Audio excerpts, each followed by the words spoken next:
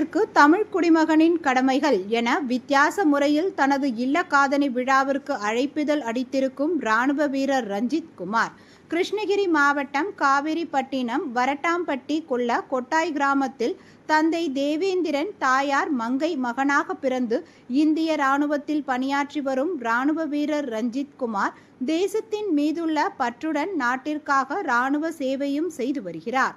தமிழர் என்ற உரிமை உள்ளதால் தமிழர் தேசம் என கருத்தினை கொண்டு பாதை தெளிவானது, பயணம் உறுதியானது என்ற நம்பிக்கையோடு பயணித்துக் கொண்டிருக்கும் இராணுவ வீரர் ரஞ்சித் குமார். இவரின் கருத்து தமிழர் மறுவாழ்வு முகாமில் உள்ள தமிழர்களை ஒன்றிணைக்க வேண்டும் என்பதே எதிர்கால லட்சியம் என்று தெரிவித்துள்ளார்.